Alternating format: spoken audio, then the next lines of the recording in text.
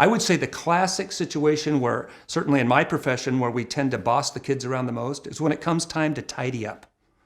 Put that away, hang that up, stop playing and start cleaning up. We tend to boss them around. Now, at my school, in our community, what we try to do is have tidy up time happen purely with informational statements. So the way that works is we'll start with a signal. I have this drum I beat that indicates a transition, a time to clean up. And I'll sing the song, which is a signal. Hey, hey, hey, hey, put everything away into the place in which it stays. Hey, hey, hey, hey, hey, hey. And we sing that over and over again. We get the kids going. Now, to me, talking about schedules is a statement of fact. There are 3 categories of things. I thought about this a lot. There's only 3 categories of things about which adults know more than children. And one of them is schedules. We know more about schedules. We know more about safety. We know more about courtesies. Everything else is trivia, and everything else, yes, I do know more about, Elizabethan novels than a 5-year-old does. But most 5-year-olds know far more than me about, say, the Frozen movie. So the rest of it's trivia, those 3 categories of things. So here I'm making a statement of fact about the schedule. And when I do this in my classroom, typically the moment we start singing that song, I would say half the kids start participating.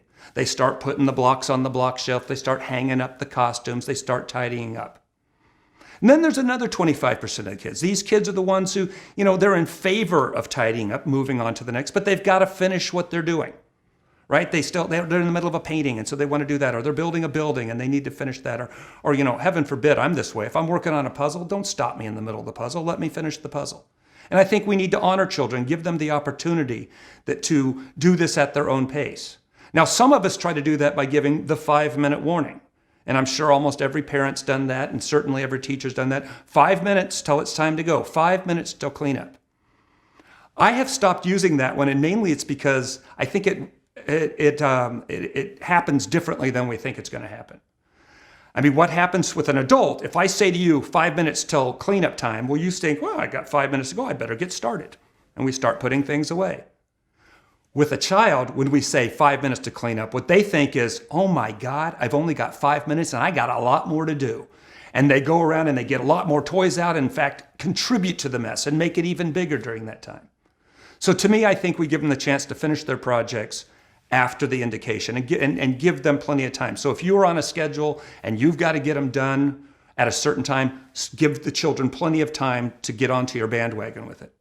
So now I've got 75% of the kids participating, and I'm just making informational statements. It's cleanup time. There's a block on the floor. It belongs on the shelf. And that creates the space for children to do their own thinking. Rather than me saying, put away that block, where they only have 2 choices, to obey me or disobey me. Now I've put them in a position where they can think for themselves. It's cleanup time. There's a block on the floor. I could put it on the shelf.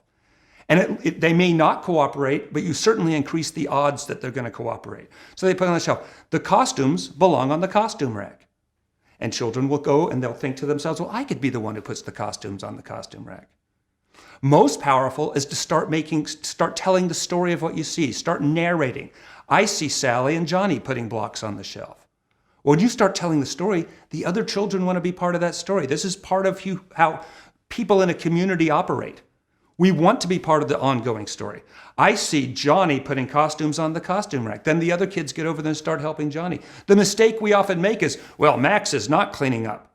Well, sure enough, that's where all the kids go because they all want to be where your attention is. My mother gave me this great piece of advice when my daughter was born, and I found it to be 100% true. The only thing young children want from the adults in their lives is attention. So you might as well give them the attention you want to give them, because otherwise they're going to take it from you and you're not going to like the way they take it. That's where the whining and the fussing and the crying comes in. Much better is to put your attention where you want it. So we stay focused on the blocks or on the floor. They belong on the shelf. Now, then there's that other 25% of the kids, and this is going to happen with your kids in your home. Sometimes they're not going to participate. Sometimes they're going to opt out, and that's okay. It's our adult sense of justice that makes us feel like everybody has to contribute every time. Much better is to leave them alone and not put attention on them and focus on the behavior you see.